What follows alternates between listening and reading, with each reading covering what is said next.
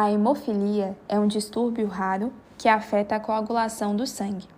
E você sabia que ela já se fazia presente entre os membros da família real britânica por gerações? E foi passada adiante para outras casas ginásticas do continente europeu? Continue o vídeo e saiba mais sobre isso. A história da hemofilia é provavelmente tão antiga como a história do homem, mas não seria tão largamente conhecida se a Rainha Vitória da Inglaterra e os seus descendentes não estivessem diretamente envolvidos.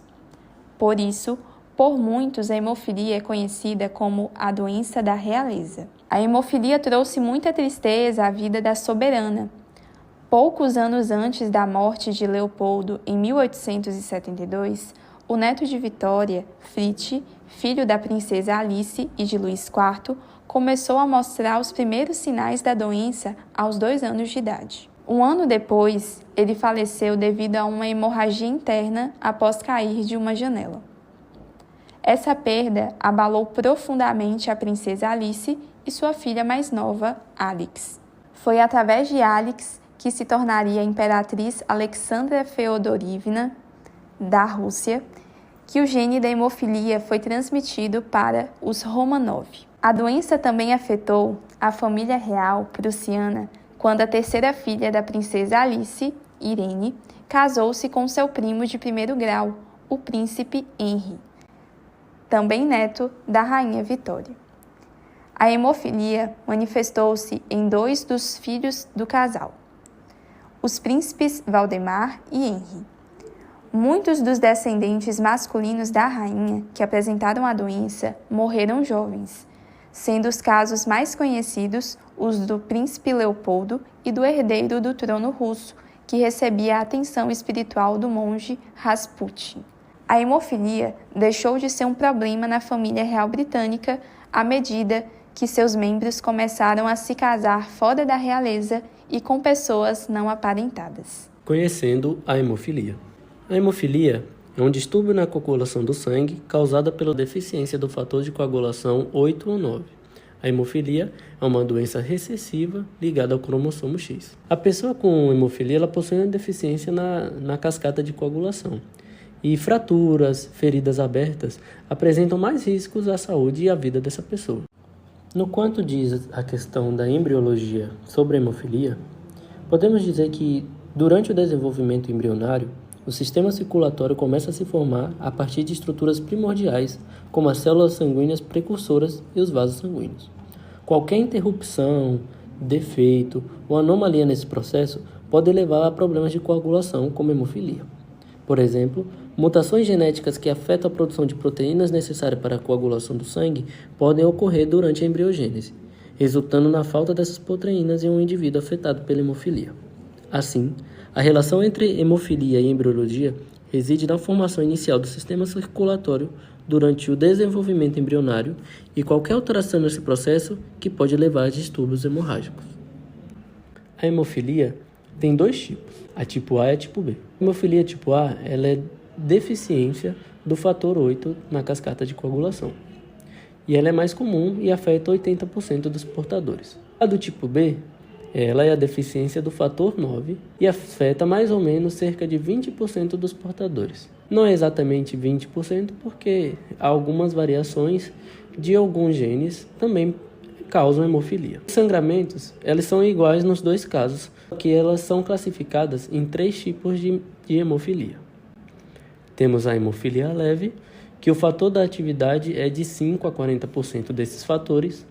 Tem o fator moderado, que o fator é ativado de 1 a 5%, e tem um fator grave, que o fator ativado é inferior a 1%.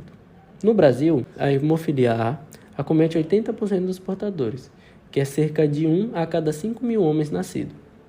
A hemofilia B acomete 20% dos portadores, que é cerca de 1 a cada 30 mil homens nascidos.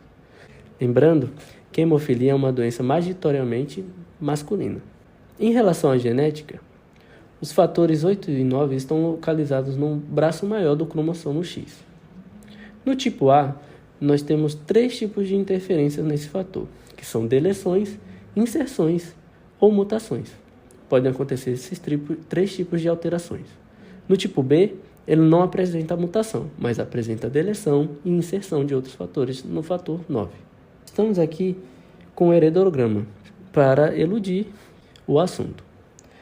Vemos aqui nesse heredograma que temos um homem hemofílico, ou seja, ele possui hemofilia, que se casa com uma mulher não reagente para hemofilia.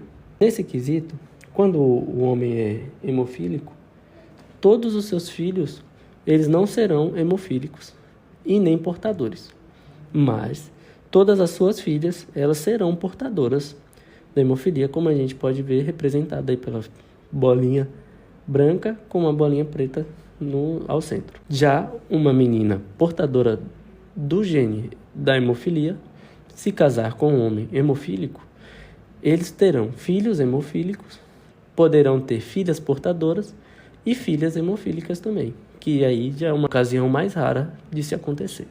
Já pelo outro lado, uma mulher portadora do cromossomo X afetado para hemofilia, ela pode gerar filhos saudáveis ou filhos que apresentem hemofilia. As manifestações clínicas nós dividimos em 3 categorias: bebês, adolescentes e adultos. Nos bebês é mais comum acúmulo de sangue no crânio e hemorragia intracraniana, e é muito comum nos meninos que possuem hemofilia, e é quase em 100% dos casos. Em adolescentes e adultos, são mais comuns os sangramentos em articulações, que são as hemartroses, nos músculos, que são os hematomas. Também temos a hematúria, que é a presença de sangue no xixi, sangramento no sistema nervoso central, junto com os bebês, tem o mesmo sintoma, geralmente é por algum trauma, mas também pode ser espontâneo, e temos também o sangramento no trato gastrointestinal. Parte do diagnóstico para hemofilia é basicamente o exame de sangue para identificar os fatores de coagulação. Na questão quanto à cura da hemofilia, não possui cura, mas possui 2 tratamentos, tanto para a hemofilia A quanto para a hemofilia B. O tratamento da hemofilia A, ela consiste em reposição do fator deficiente intravenoso, que é o fator 8, e temos um novo medicamento que está no mercado, que foi incluído ao mercado em 2018, que é a emicizumab, que consiste em uma medicação injetável via subcutânea que imita a função da coagulação do fator 8, mas ele não deve ser utilizado quando estiver sangramento ativo.